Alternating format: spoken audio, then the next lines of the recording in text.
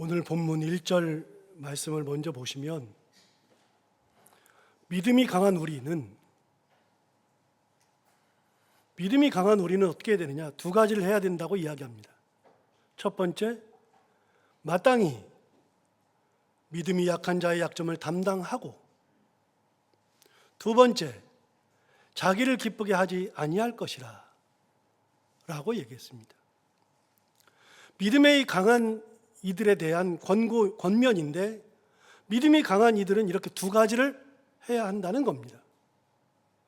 그중 첫 번째는 믿음이 약한 자의 약점을 담당해야 한다라고 이야기합니다. 여기 있는 것처럼 믿음이 강한 자는 믿음이 약한 자의 약점을 담당해야 한다는 것인데, 제가 이 말씀을 보면서 깜짝 놀라는 것은 이것이 권유형, 청유형이 아니라는 겁니다. 당연히 해야 된다는 겁니다.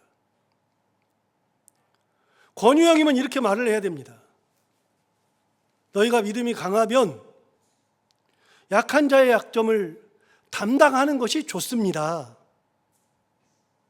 그러니 담당하면 어떨까요? 라고 이야기를 하겠죠. 권하는 겁니다. 명령형이 아니라 권유형이어야지 맞습니다. 당신이 믿음이 강하다면 약한 자의 약점을 담당하는 것을 생각해 봐야 합니다. 라고 이야기를 해야 합니다. 그런데 그렇게 이야기하지 않습니다. 이 구절에서 눈에 확 띄는 것은 믿음이 강한 우리는 마땅히 라는 단어를 썼다는 겁니다. 당연하게 믿음이 약한 자의 그 약점을 담당해줘야 한다. 당연한 것이다. 그렇게 명령으로 이야기하는 겁니다. 여러분, 믿음이 강한 사람은 믿음이 약한 자의 약점을 왜 담당해야 합니까? 약점을 잡혔습니까? 아니면 빚을 졌습니까? 그런 거 아닌데 그렇게 해야만 한다고 이야기합니다. 그 이유는 잠시 후에 생각해 보기로 하고, 두 번째 내용이 있습니다. 믿음이 강한 우리는 첫 번째, 마땅히 믿음이 약한 자의 약점을 담당해야 하고, 두 번째는 자기를 기쁘게 하지 아니할 것이다. 자기를 기쁘게 해서는 안 된다는 겁니다. 여러분, 이게 너무나도 웃기고 저한테는 낯선 게요. 자기를 기쁘게 하지 않아야 된대요. 믿음이 강하면 자기를 기쁘게 하면 안 된대요. 여러분, 사람은 기본적으로 자기 자신을 기쁘게 하려고 합니다. 남을 생각하기 전에 나를 먼저 챙깁니다. 사람은 나를 먼저 챙겨야지 남을 먼저 챙길 수 없습니다. 도와주는 것도 내가 있으니까 도와주는 거죠. 사랑하는 것도 내가 그만큼 되니까 사랑을 하는 거죠. 여러분은 어떻습니까? 여러분은 여러분을 챙기지도 않고 다 해줘요? 그 사람한테 남들을, 자기를 기쁘게 안 해야 돼요? 여러분, 이거는 굉장히 낯섭니다. 말이 잘 되지 않습니다. 저는 개인적으로 어떤 성향을 가지고 있냐면 빚을 못 내는 성향입니다. 그래서 빚을 가지고 있으면 안 됩니다, 저는.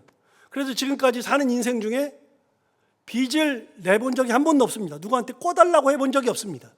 은행에 가서 빚을 내본 적도 없습니다. 단 한 번도 빚을 내본 적이 없어요. 저는 성향이. 빚 지고는 못 삽니다.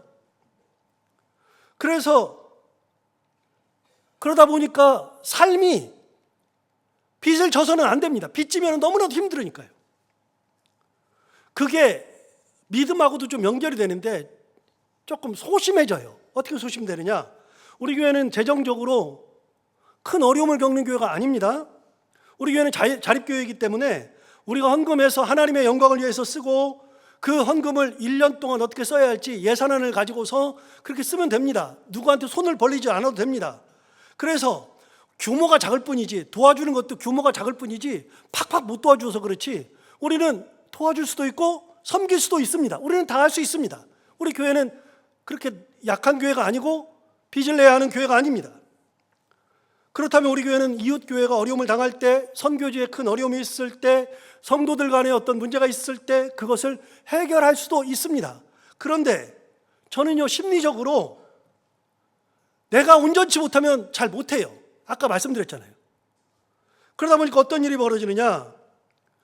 우리가 좀 부족해요. 이게 채워지지 않았어요. 그러면 목사인데도 잘 못 도와줘요. 어떤 분들은 그래요. 성전을 건축하면서 빚이 많은데도 선교지에다가 큰 것을 헌금해서 선교지를 짓는다, 교회를 짓는다, 센터를 건립한다, 그러는 분들이 있어요. 저는 보면 그분들이 진짜로 존경스럽습니다. 거짓말이 아니라 진짜로 존경스럽습니다. 저는 그걸 못해요. 우리도 선교를 크게 하고 도우려고 합니다만, 저는 항상 교회에 갚아야 할 돈이 있다 그러면 아무것도 못합니다. 잘 안 합니다. 이게 성향입니다. 제가 부임할 때 우리 교회에 약 2억 원 가까운 빚이 있어서 아무것도 안 했습니다. 빚만 갚았습니다. 빨리 갚아야 되겠다. 빚 갚고 나서 그 다음부터 해야 되겠다. 그래서 7년 정도 걸려서 빚을 갚았습니다. 2억 원에 다 되는 빚을 다 갚았습니다. 다 갚고 나서 이제는 좀 살만하다, 이제는 좀 도와줘야 되겠다 그랬더니 리모델링 하면서 2억보다도 더 많은 빚을 졌습니다. 그래가지고 지금도 잘 못 도와줍니다. 이거 빨리 갚아야 되겠다. 그래서 우리가 조금 갚았습니다. 제 생각으로는 분에 넘치게끔 갚았습니다. 그래도 우리는 빚이 있습니다. 그래서 저는 아무것도 못해요. 이게 성향상으로 어쩔 수가 없어요. 저한테는 우리가 가지지 못했는데 도와준다, 이게 잘 안 돼요. 저는 그게 제 삶하고도 연결되는데, 저는 개인적으로 남을 잘 돕는 성향입니다. 그래서 어려움 당하는 목사들이나 선교지나 그런 분들 보면 저는 개인적으로 참 잘 돕습니다. 그리고 특히 교역자들 중에서 어려움 당하는 사람들이 있으면 저는 진짜 잘 돕습니다. 남들이 보면 제가 굉장히 돈이 많은 줄 알아요. 진짜 잘 도우니까요. 그런데 아무리 그래도요, 여러분 보세요. 제가 아무리 돕는다 그래도 제가 가지고 있는 돈 전부 다 가지고서 못 도와줘요. 저는 도울 때 항상 머리가 잘 돌아가니까 이 숫자가 잘 제가 숫자에 민감하거든요. 숫자가 막 돌아가니까 제 통장에 얼마가 있고 도와줘도 되고, 이거 하면은 애 교육을 어떻게 시키고, 결혼도 시키고, 미래를 위해서 어떻게 살고, 제 노후는 어떻게 하고, 이게 머리가 막 돌아가요. 그러니까 제가 돕지만 사실은 저 먹고 살 궁리는 다 하고 도와주죠. 그래도 많이 도와준다고 사람들이 이야기합니다만 안 그래요. 사실은 제가 먹고 살 궁리는 얼마든지 합니다. 여러분 어떻습니까? 여러분은 나 돌보지 않고 남들부터 도와요? 그게 가능해요? 불가능해요. 인간은요, 기본적으로 나를 먼저 돌봐요. 나를 먼저 돌봐야 되는데, 오늘 믿음이 강한 사람은 믿음이 약한 자들의 약점을 담당해줘야 하고, 그들이 믿음이 약하다 그래가지고서 비난, 정죄, 그런 거 하지 않고 그 사람들의 믿음이 약함을 담당해 주는 거예요. 믿음이 약하니까 이렇지. 그러면서 믿음을 세우려고 노력해 주고, 두 번째는 믿음이 강한 사람들은 자기를 기쁘게 하지 않는데요. 아니, 이게 말이 안 돼. 인간임을 포기하는 얘기거든요. 그럼 어떻게 해야 되느냐? 자기를 기쁘게 하지 않으면 어떻게 해요? 2절을 보시면 이렇게 말했습니다. 우리 각 사람이 이웃을 기쁘게 해야 돼. 믿음이 강한 사람들은, 믿음이 있는 신앙생활하는 우리들은 이웃을 기쁘게 해야 한다는 겁니다. 그러면서 말합니다. 선을 이루고 덕을 세우도록 할지니라. 여러분, 우리는 선을 이루고 덕을 세워야 하는 겁니다. 여러분, 우리 신앙인의 길이 분명해지죠. 신앙인의 길은 어떤 길을 가야 하느냐? 믿음이 약한 사람들이 있으면 그 사람들을 약점을 담당해주고, 자기를 기쁘게 하는 대신에 그 사람들을 기쁘게 할 줄 아는 신앙을 가져야 하며, 그러면서 궁극적으로는 선을 이루고 덕을 세운다. 여러분, 선을 이루어야 합니다. 믿음이 있는 우리는 선을 이루어야 합니다. 왜요? 그것이 하나님의 뜻이니까요. 하나님이 선을 이루라고 하시니까요. 그래서 이것도 반드시 해야 합니다. 그리고 덕을 세워야 한답니다. 여러분, 덕을 세우는 게 뭘까요? 우리는 한국 사람들이기 때문에 덕을 세운다 그러면 알아요. 덕을 세우는 게 무슨 의미인지 알아요. 알지만 정확하게 몰라요. 여러분, 덕 세우는 게 뭐죠? 덕을 세우는 게 뭐예요? 잘 몰라요. 그래서 여러분, 덕이라고 하는 것을 국어사전에서 찾아봤더니, 덕이라고 하는 것은 베풀어준 은혜나 도움이라고 이야기합니다. 그러니까 여러분, 덕을 세운다는 것은 그 사람들이 어려울 때 내가 은혜를 베풀고 도움을 베풀어주는 거, 이게 덕이에요. 덕을 세워주는 거예요. 그 사람을 세워줄 줄 아는 거, 은혜를 베풀고 도움을 베풀어줘서 설 수 있도록 만들어주는 거죠. 그래서 우리가 이야기할 때 덕분입니다 라고 얘기하잖아요. 권사님 덕분입니다. 이렇게 얘기해요. 그럼 권사님 덕분입니다. 권사님 덕분에 제가 좌절하지 않고 어려움을 잘 극복했습니다. 이렇게 말할 때에는 무슨 말이냐? 권사님이 덕분에, 그 말은 권사님이 내게 은혜를 베풀어 주셔서, 도움을 베풀어 주셔서 제가 좌절하지 않고 잘 이겨냈습니다. 그 말이에요. 여러분, 덕분이라는 것은 누가 내게 은혜를 베풀고 도움을 베풀어 주는 거, 이게 덕이에요. 그래서 믿음이 강한 우리가 덕을 세워야 한다는 것은 뭐냐?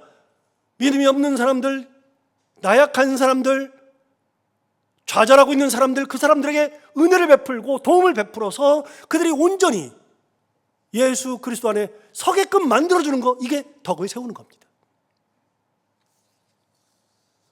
이 덕에 대해서 성경이 사도 바울이 예를 들어서 설명한 적이 한 번 있습니다. 고린도전서 8장에 보면 사도 바울이 이 덕을 정확하게 설명했습니다. 어떤 거냐? 고린도전서 8장에 의하면 우상과 그 재물에 대해서 설명합니다. 우상은 무엇이고 재물은 무엇인가? 여러분, 사도 바울이 말하는 우상은 아무것도 아니랍니다. 사도 바울은 이렇게 말합니다. 우상은 아무것도 아니다. 재물도 아무것도 아니라고 이야기합니다. 왜요? 우상이 아무리 커도, 귀신이 있어도, 여러분, 귀신이 뭡니까? 귀신이 뭐 얼마나 힘을 발휘합니까? 여러분 보세요. 우리는 예수 그리스도가 계시잖아요. 우리 안에 예수님이 계시잖아요. 여러분, 예수님과 귀신이 같이 있으면 누가 도망가요? 귀신이 도망가야죠. 우리는 예수님을 모시고 있잖아요. 내 안에 예수님 있잖아요. 귀신이 온다고 한들 무서워할 이유가 없어요. 그런데요, 우리는 그렇게 되는 것을 알고는 있는데 사실 무서워요. 여러분, 무당을 무서워하기도 합니다. 그래서 무당이 신당을 차려놓으면 신당에 가는 것도 무섭습니다. 왠지 무섭습니다. 무서울 이유가 없는데 무서워요.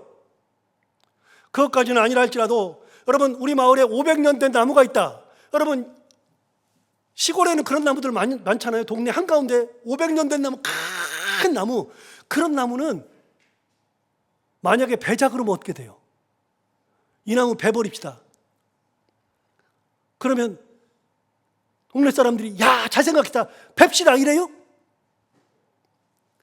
아무리 그게 길을 막고 있어도, 길을 다시 낸다 할지라도 500년 된 나무는 건들면 우리 동네에 큰 우환이 생기고 집집마다 우환이 생길 거라고 그렇게 생각하는 사람들이 많아요. 하나 물어봐요. 500년 나무에 뭐가 있어서? 그런데 희한하게 베면은 큰일 날 것 같아요. 희한하게 느껴요. 그렇게.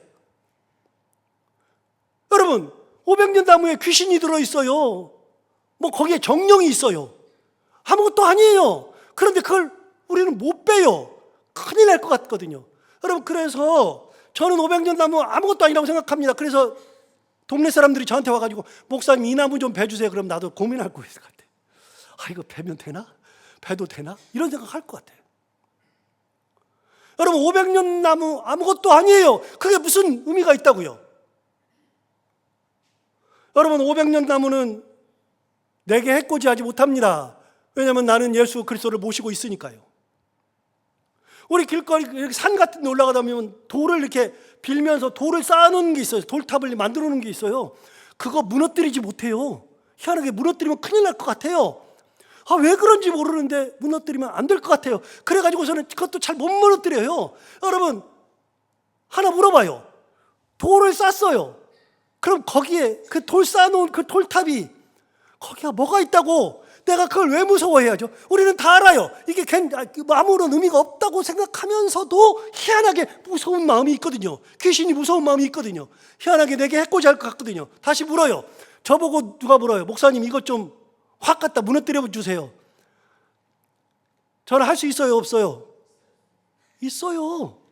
그걸 왜 못하냐고요. 그래서 여러분, 제가 말씀드리는 게, 항상 말씀드리는 게, 신앙은요, 신앙생활할 때 우리 신앙은요, 성경 가지고서 우리가 설교 듣고 신앙생활을 이렇게 한다 저렇게 한다 그것만 알고 있지만, 신앙에서 진짜 중요한 것은 신학이에요. 신학. 신학이 왜 중요하냐? 여러분, 귀신론, 신학을 배우면 귀신을 배우잖아요. 여러분, 귀신이 있어요. 그럼 예수님과 귀신이 같이 있으면 어떤 일이 벌어지느냐? 여러분, 성경에 나와잖아요. 예수님이 길을 가는데 어떤 사람이 미쳤어요. 귀신 들렸어요. 귀신 들린 사람한테 앞에 갔는데 예수님이 아무 말씀 안 하셨는데 그 사람 안에 있는 귀신이 갑자기 얘기하는 거예요. 예수님, 왜 벌써부터 우리를 내쫓으려고 합니까? 자기가 벌써 얘기해요. 예수님 가만히 있어요. 그런데 그들이 그러다가 뭐라 그러냐면 예수님이 물어봐요. 딱, 야, 네 이름이 뭐냐? 예, 군대입니다. 군대 귀신입니다. 그러니까 그 사람 안에는요, 귀신이 엄청 많아요. 엄청 많이 군대처럼 많았어요. 그러니까 네가 군대 귀신이야? 그랬는데 그들이 그럽니다. 예수님, 그러면 우리를 쫓아내려면 저 돼지에게 쫓아내 주십시오. 그래가지고 돼지한테 가거든요. 그래, 그럼 들어가라 그랬더니 그 귀신들이 돼지한테 들어갔는데 돼지가 2,000마리가 동시에 날뛰어가지고서 막 도망가가지고 산비탈에서 내려가가지고 바다에 빠져 죽어요. 여러분, 귀신이 몇 마리가 있다는 거예요? 최소 2,000이 있다는 거 아니에요?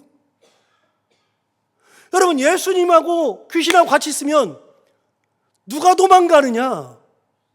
귀신이 도망가는 거예요. 여러분, 내가 예수 그리스도를 모시고 있는데 세상에 귀신이 무슨 의미가 있어요? 무서울 게 뭐 있어요? 아무것도 없어요. 그래서 신학을 제대로 알면 귀신은 예수님하고 같이 있을 때는 아무것도 아니에요. 여러분, 제가 놀라는 것 중에 하나가 그런 것들인데, 예수님이 가시는 곳에서는 귀신이 도망가고 병고침이 일어나고, 이게 예수님의 역사거든요. 그게 우리는 무당을 무서워해요. 그래서 무당 굿하는데 내가 가면 왠지 맞출 것 같아. 내가 나쁜 놈인 거를 다 알 것 같아. 야, 너 이 나쁜 놈아, 그러면서 얘기할 것 같아. 네가 그때 그 짓 했고 했지. 너 나쁜 놈. 그러니까 내가 다 드러날 것 같으니까 무당 만나는 게 무서워요. 여러분, 야, 이 나쁜 놈아, 그러면 내가 창피하고 부끄럽고. 여러분, 내가 원래 나쁜 놈이에요. 나쁜 놈인 나를 예수님 다 아시고 구원하신 거예요. 여러분, 나는 내놓기도 창피한 나의 부분들이 있거든요. 내 스스로를 어딘가 내놓지도 못하는 부끄러움이 있어요. 내가 가정에서도 무슨 문제가 있어서 그걸 내놓지 못하는 부끄러움이 있어요. 이런 부끄러움이 있는 거를 예수님이 모르는 게 아니라 다 아셔요. 아시고 나를 구원하셨어요. 그러니까 이런 신학이 바로 돼 있으면 여러분, 내가 완전한 존재가 아니라 예수님의 은혜로 구원받은 존재이기 때문에 무당이 나한테 야, 나쁜 놈아, 그래도 나 나쁜 놈이야, 그럼 되거든요. 그런데 무당이 나를 알아볼까 봐 그게 겁나요? 여러분, 그러면 나를 그렇게 알아보고서 내 과거를 다 맞춘다 그러면 속으로 생각하세요. 뭐라고 생각하냐면, 야, 이거 큰일 났다가 아니라, 그러면 속으로 생각하세요. 야, 저 무당 진짜 귀신 들려서 하는 거 맞네. 점을 봐도 그 무당한테 가야 돼. 점을 봐도 그 무당한테. 여러분, 그런데 내가 목사가 가 있는데 몰라요. 무당이 굿하다가도 몰라요. 내가 있는지도 몰라요. 그럼 속으로 생각하면 돼요. 저건 완전히 돌팔이지, 저게. 귀신도 없이 저 혼자서 지금 저러고 있는 거지. 그 사람들이 불쌍한 거예요. 여러분, 귀신이 무슨 의미가 있어요? 아무 의미가 없어요. 예수님 앞에서는 귀신이 아무런 의미가 없어요. 사도 바울이 이야기하는 겁니다. 우상 아무것도 아니다. 우상이 뭐라고요? 한 걸음 더 나가서 사도 바울이 이야기합니다. 우상의 제물. 우상의 제물이 뭐가 의미가 있어요? 우상의 제물은요, 우상을 섬기고 났을 때 거기에 놓였던 제물이거든요. 그런데 우리는 그걸 먹는 것도 또 깨름직해. 이걸 어떻게 먹어? 깨름직하죠. 그래서 이걸 못 먹지, 그러고 있어요. 그런데 가만히 보세요. 여러분, 저도 어렸을 때는요, 어떤 생각을 가졌냐면 이런 생각을 가졌어요. 진짜로 저는 그때 예수를 몰랐을 때인데, 어렸을 때부터 우리 집에서는 굿이 많았어요. 우리 집에 굿이 진짜 많았거든요. 틈만 나면 굿 했으니까요. 굿도 많이 하고 제사도 많이 드리고 막, 그러니까 없는 집안 살림에 그런 걸 많이 했으니까 제가 많이 봤잖아요. 어렸을 때부터 봤잖아요. 그 굿을 하면 맨날 어렸을 때 무슨 생각이 드냐면 굿 자체가 무서웠고요. 또 한 가지로 두 번째는 이게 굿하고 나서 그 음식을 못 먹겠는 거예요. 여러분, 귀신이 와서 먹을 것 같아. 귀신이 먼저 먹고 그러고 우리가 먹는 것 같아요. 그러면 무슨 생각이 드냐면 그 음식에 영양이 다 빠져나가고 헛것을 먹는 것 같아요. 여러분, 귀신이 먹는다고 와서 먹는다고 설령 먹는다 쳐요. 귀신이 와가지고 먹는다 쳐요. 그러면 여러분 그게 영양가가 빠져나가요? 뭐 문제가 있어요? 여러분 그걸 먹어도 아무런 상관이 없어요. 신학이 제대로 박혀 있으면 그러면 갈등할 게 없어요. 저는 옛날에 진짜 무서웠던 것 중에 가장 큰 무서운 게 뭐냐면 고등학교 때 우리 그 부흥 강사들이 왜 그랬는지 모르지만 오셔가지고 맨날 하는 얘기가 여러분 구원 받았습니까? 이런 걸 꼭 물어봐요. 구원 받았습니까? 왜 물어봐요? 그런데 그때마다 무슨 생각을 했냐면 내가 구원 받았나? 내가 천국 갈 수 있나? 이것 때문에 엄청 괴로웠어요. 그래가지고 그것 때문에 이게 내가 제대로 신앙생활 하는 게 맞나? 그러면 그때마다 주님 저를 구원하여 주옵소서. 주님 저는 믿습니다. 구원하여 막 그렇게 했어요. 그래가지고 얼마나 무서웠는지 몰라요. 그런데 신학이 제대로 서니까 그 다음부터는 갈등을 안 해요. 여러분 물어요. 구원은 뭘로 받아요? 믿음으로 받아요. 믿음이 뭐예요? 누굴 믿는 거예요? 예수 그리스도를 믿음으로 구원받죠. 여러분 예수 그리스도가 십자가에서 나를 위해서 십자가에 달려 돌아가시고 나를 위해 피 흘리시고 내가 그걸 믿음으로 구원받는다 다 알아요. 그리고 내가 고백했어요. 주님 내가 믿습니다. 주님의 십자가에서 나를 위해서 돌아가신 주님을 내가 믿습니다. 내가 주님의 자녀가 되기를 원합니다. 그러면서 내가 다 고백했어요. 믿음으로 구원받는다면서요. 왜 무서워해요? 구원파들이 가끔 물었어요. 지금도 구원파들은 물어봐요. 뭐라고 물어봐냐면 이렇게 물어보거든요. 구원 받았습니까? 물어보거든요. 그럼 희한하게 교회 다니면서도 구원 받았습니까? 라는 소리만 들으면 무서워. 내가 구원 받았나? 이거부터 아니요. 구원 받았다니까요. 구원 받았습니까? 그러면 예 받았습니다 그러거든요. 어떤 분들은 글쎄요 그러기도 하고 어떤 사람은 네 받았습니다 그러거든요. 그러면은 물어봐요. 언제 받았습니까? 몇 월 며칠입니까? 아는 사람 어디 있어요? 여러분 지금 여러분들한테 물어봐요. 몇 월 며칠에 구원받았죠? 몰라요. 그러면 구원받은 얘기예요. 야 너는 구원받은 날짜도 모르냐? 당연히 모르죠. 그걸 어떻게 합니까? 주님께서 내 마음에 어느 날 갑자기 내 마음에 들어오셔서 내가 주님을 고백했는데 내가 그걸 믿어줬는데 그걸 내가 어떻게 합니까? 모르죠. 그럼 그것 때문에 또 괴로워. 내가 진짜 구원받았나? 나는 몇 월 며칠이지? 여러분 몇 월 며칠 아는 게 이상한 사람이에요. 그걸 왜 알아야 돼요? 하나 물어볼게요. 여러분은 생신이 다 있죠? 몇 월 며칠 다 있죠? 저 6월 13일이에요. 6월 13일. 저는 생일을 항상 생각할 때마다 66년 6월이거든요. 그래서 666이거든요. 66년 6월에다가 13일이에요. 금요일. 666에 13일 금요일. 생일이 이런 날. 이게 무슨 의미가 있어요? 여러분 제가 66년 6월 13일생이에요. 그러면은요 제가 66년 6월 13일 걸 어떻게 알았어요? 어떻게 알아요? 제가 봤어요? 66년 6월 13일 날 태어난 걸 봤어요? 그날 내가 태어나면서 날짜를 딱 보니까 6월 13일이네 그랬어요? 제가 저녁 10시에 태어났거든요. 제가 태어나면서 시간 보니까 10시예요? 누가 가르쳐줬어요? 우리 엄마가 가르쳐줬어요. 여러분 다 그렇게 배운 거 아니에요? 그리고 호적에 다 들어가 있잖아요. 주민등록에 다 들어가 있잖아요. 그런 거 보고 사는 거지. 여러분 제가 구원한 날, 태어난 날을 어떻게 하냐고. 모른다고요. 사람은 자기가 태어난 날도 몰라요. 다 모르는데 누군가가 부모님이 얘기해 줬고 누군가가 얘기해 줬으니까 그때 태어난 걸 아는 것뿐이지. 여러분 구원받은 날짜를 우리가 어떻게 합니까? 모르죠. 그걸 가지고 갈등할 필요가 없어요.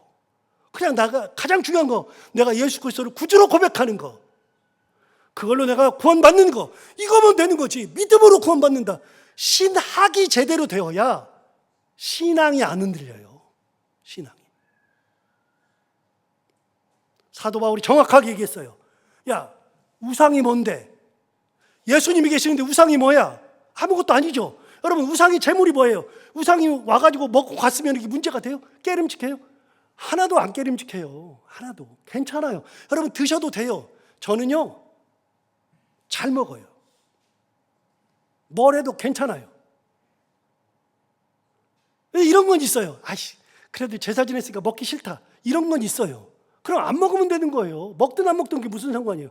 사도 바울이 그 얘기를 했습니다. 아무것도 아니다. 우상도 아무것도 아니요. 재물도 아무것도 아니다. 여러분 그래서 고린도전서 8장 5절부터 6절에서 이렇게 말했습니다. 8장 5절에 말합니다. 비록 하늘에나 땅에나 신이라 불리는 자가 있어 많은 신과 많은 주가 있어요. 하늘에도 땅에도 신도 있고 주도 있고 많아요. 많이 있으나 6절에 말합니다. 이렇게 말합니다. 그러나 우리에게는 누가 있어요? 하나님 아버지가 계셔요. 우리에게는 하나님 아버지 계시잖아요. 그런데 그 하나님이 누구신가? 만물이 그에게서 났고 우리도 그를 위하여서 있고, 하나님은 만물을 창조하신 분, 그분, 우리 안에는 그 하나님이 계시고, 세상에 신이 많이 있어도 우리 안에는 그 하나님이 계시고, 두 번째 박스 봅니다. 또한 우리 안에 누가 계셔요? 주 예수 그리스도께서 계셔요. 내 안에 하나님이 계시고 예수 그리스도께서 계시니 만물이 그로 말미암고 우리도 그로 말미암아 있느니라 그랬어요. 여러분 보세요. 하나님이 계시고 우리 가운데 예수 그리스도가 계셔요. 그러니까 우리가 우상에 대해서 두려워할 필요가 없고 우상의 제물에 대해서도 아무런 꺼리낌이 없어요. 그래서 8장 8절에서 이야기합니다. 음식은 우리를 하나님 앞에 내세우지 못한다. 음식이 우리를 하나님 앞에서 내세우지 못해요. 음식이 뭐라고요?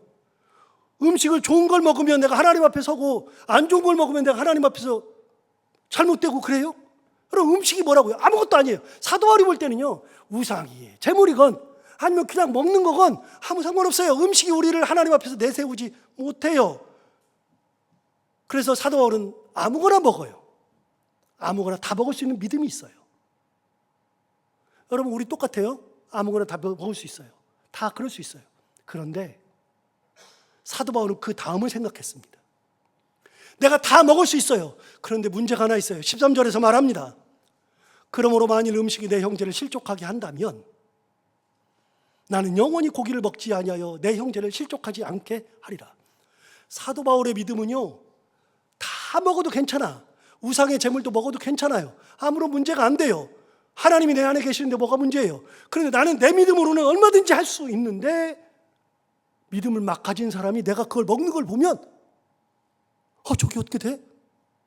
그러면서 실족하고 믿음이 잘못되는 것이, 내가 얘기를 아무리 해줘도 이 사람은 믿음으로 그걸 받아들일 수가 없어요. 그러면 내가 그렇게 내 믿음이 아무런 상관이 없으니까 막 한다 그래가지고서 나는 상관없는데 그 사람이 실족하게 한다면 뭐라 그랬냐? 나는 영원히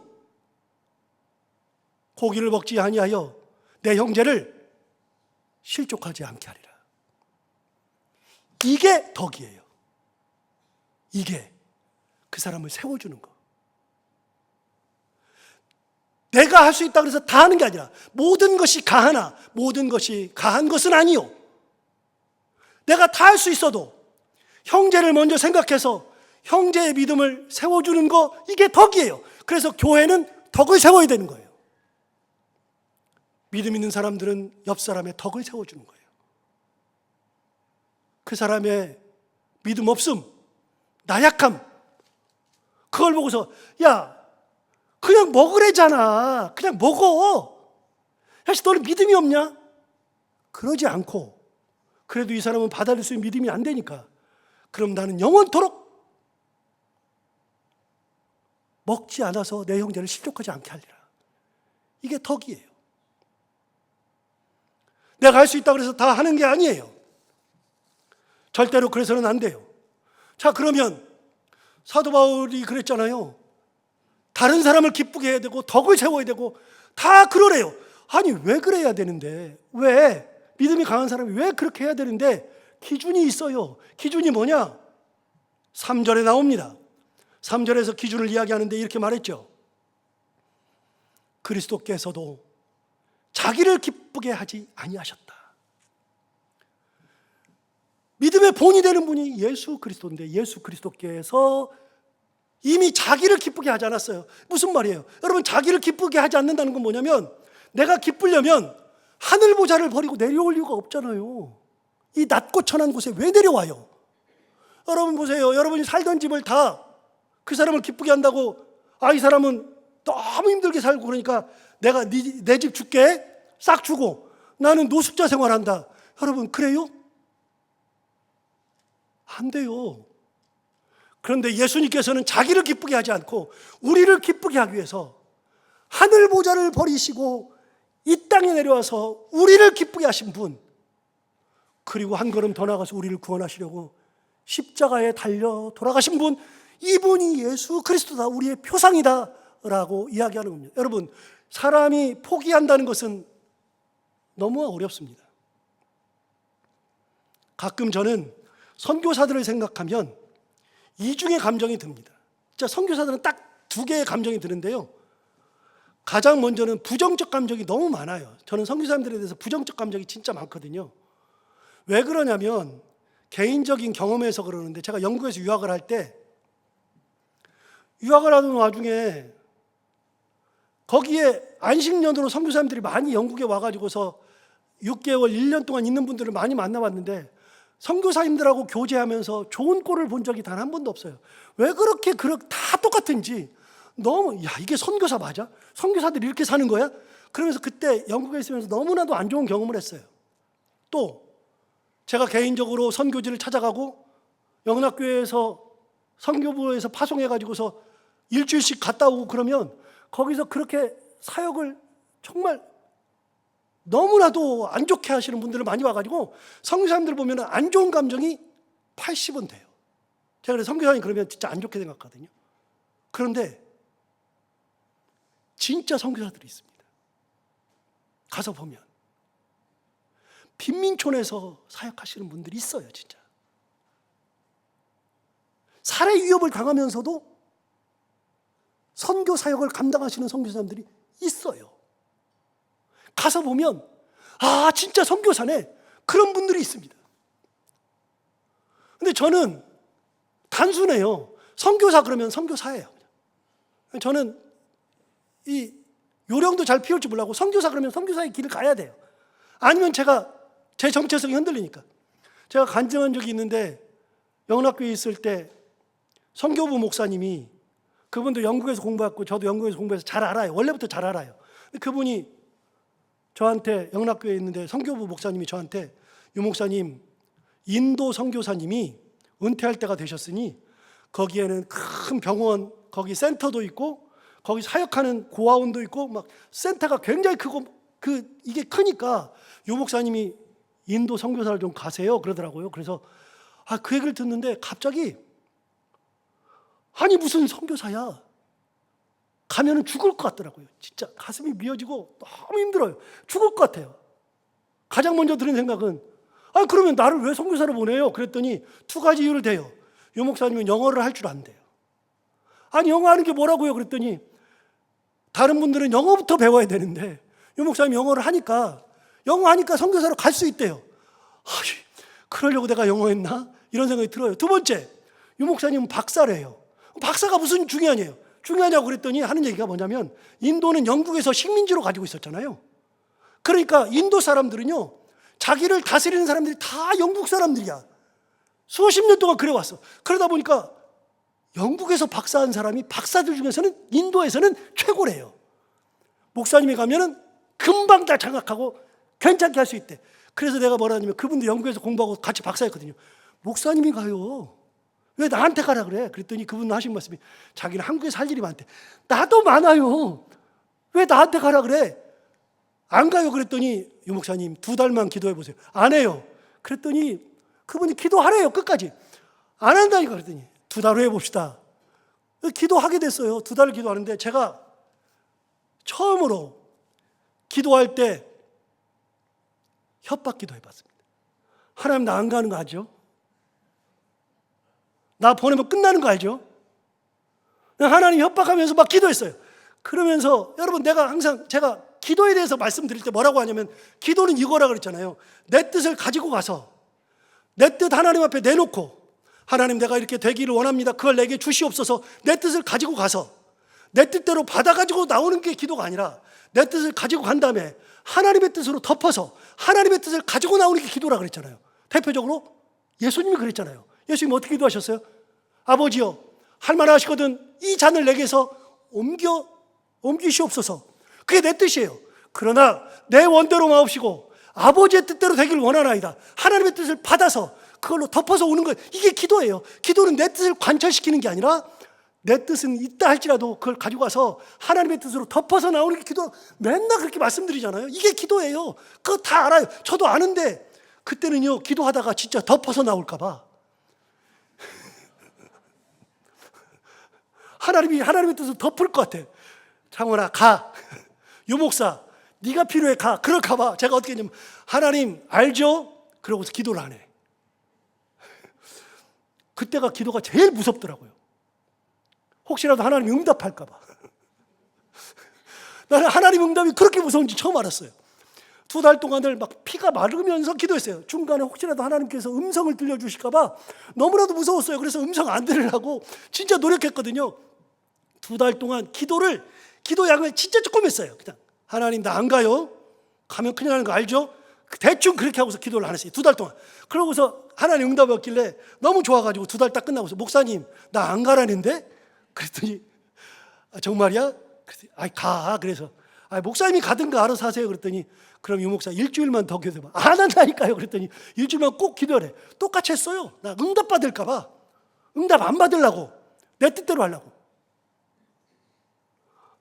아니 내가 이러려고 박사학위를 했나? 내가 이러려고 영어를 했었나? 그때는요, 선교사 나가는 게 죽으러 가는 것 같아요. 인생을 포기하는 것 같더라고요. 그로부터 15년 지난 지금은 부르시면 갈 것 같아. 지금은. 근데 그때는요, 못 내려놓겠어요. 포기하는 게 너무 힘들어요. 여러분, 저는 선교사 나가는 것도 내가 가지고 있는 것을 포기하는 게 너무 힘들어요. 예수님은요, 하늘 보좌를 포기하고 내려오신 분 아니에요. 2007년에 나온 책 중에 내려놓음이라는 책이 있습니다. 내려놓음이라는 책은 이용규 선교사님이 지은 책입니다. 여러분 시중에 가면 다 구할 수 있습니다. 내려놓음 책은 그 이용규 선교사님이 지으신 책인데, 그분은 그 책을 지었을 당시에 몽골 선교사로 가셨습니다. 그러고 나서 한 2, 3년 지난 후에 그분이 책을 또 하나 썼는데, 2007년에 내려놓음이라고 썼는데, 그 후에 몇 년 지나서 이분이 또 책을 썼는데 더 내려놓음. 제가 두 책을 읽다가 이 양반이, 그래서 책을 거의 은혜를 받고 읽으면서도 집어 던졌습니다. 근데 이분은요, 저랑은 비교가 안 되는 커리어를 가졌는데 서울대학교 나와서 하버드대에서 박사학위 한 분이에요. 그런데 하버드대에서 박사학위하고 세계적인 석학이 되는데, 그걸 다 내려놓고 주님의 부르심에 응답해서 몽골 선교사로 갔습니다. 지금도 몽골 선교사로 계십니다. 그분은 대단하다고 느낍니다. 여러분, 사람이 자기 것을 포기하는 게 쉬워요? 저는요, 선교사 가라고 하는 것도 안 돼요. 이제사 돼요. 이제사. 여러분, 그런데 사도 바울이 얘기하잖아요. 너희가 믿음이 있다 그러면 약한 자의 그 약점을 담당해 줘야 돼. 얼마나 쉬워요. 그거 그냥 해주는 거잖아요. 약한 자. 그 믿음이 없으면, 야, 믿음 없어. 너는 그게 뭐냐? 하는 짓마다 그게 뭐냐? 너는 하는 짓마다 믿음 없는 짓만. 당연히 믿음이 없으니까 믿음 없는 짓을 하는 거죠. 말을 해도 믿음 없는 말을 하는 거죠. 그러면 그 사람들이 말하면 받아줘야죠. 그 사람이 말하면 아직은 믿음이 없으니까 내가 생각해보면 나도 저랬었지. 그러면 믿음이 약한 자의 약점을 담당해줘야 되고, 믿음이 강한 자는 자기를 기쁘게 하지 않고 남을 기쁘게 할 줄 알고. 누가 그랬어요? 예수님처럼 똑같이 하라는 거 아닙니까? 그런데 예수님처럼 못해도, 똑같이 못해도 그렇게 살아가는 것이 참 그리스도인. 그래서 선을 이루고 덕을 세워야 할지니라. 이렇게 말해요. 누가 그랬느냐? 예수님께서 하셨다. 여러분 기억하십시다. 그분이 예수님이세요. 그분이 우리를 구원하시러 하늘 보좌를 버리시고 여기까지 오셨어요. 우리는 모두 다 믿음 있는 사람들이잖아요. 믿음의 삶을 살아가잖아요. 그러면 우리는 다 예수님처럼은 똑같이는 아니라도 예수님처럼 살아가야죠. 그렇게 되어야죠. 그래서 5절 6절에서 말합니다. 5절 6절에서 이렇게 말하는데, 이제 인내와 위로의 하나님이 뭐라 그러냐면 너희로 누구를 본받아요? 그리스도 예수를 본받아. 우리로 하여금 그리스도 예수를 본받게 하시는 거예요. 하나님께서. 하나님이 뭐라 그래요? 야, 예수님을 봐, 예수를 봐. 다 포기했잖아. 남을 기쁘게 했잖아. 세워줬잖아. 덕을 주어 세웠잖아. 선을 행했잖아. 너도 그런 삶을 살아야지. 그래서 그리스도 예수를 본받아. 그 다음 뭐라 그러냐면 서로 뜻이 같게 하여 주사. 같은 마음으로 하나가 되고. 6절 보시면 이렇게 말합니다. 한 마음과 한 입으로 우리가 그 예수 그리스도를 본받아서 한 마음과 한 입으로 하나님 곧 우리 주 예수 그리스도의 아버지께 영광을 돌리게 하려 하십니다. 우리는 다 믿음으로 예수님과 같이 살아가는 것 자체가 뭐냐? 하나님께 영광을 돌리는 삶. 이 믿음으로 살아가는 성숙한 그리스도인들, 하나님께 영광을 돌려드릴 수 있는, 비록 예수님과 똑같이는 못해도 예수님처럼 그렇게 살아갈 수 있는 믿음의 삶을 살아가는 우리 모두가 다 되기를 바랍니다. 기도하겠습니다. 하나님 아버지 감사합니다. 오늘 귀한 말씀 우리를 깨우쳐주셔서 감사합니다. 이 말씀 듣고 다시 한번 결단하게 됩니다. 하나님을 다시 한번 바라보게 됩니다. 우리 주님께서는 하늘 보좌를 버리시고 가장 낮은 곳에 오셔서 우리를 기쁘게 하셨고, 그렇게 우리를 섬기셨던 것처럼 우리도 예수님과 같이 이웃을 기쁘게 하고 선을 이루고 덕을 세우며 우리가 한 마음 한 뜻이 되어서 한 입으로 하나님 앞에 영광을 돌리며 살아갈 수 있는 참 믿음의 삶을 살아가는 우리 모두가 다 되게 하여 주옵소서. 예수님 이름으로 기도하옵나이다.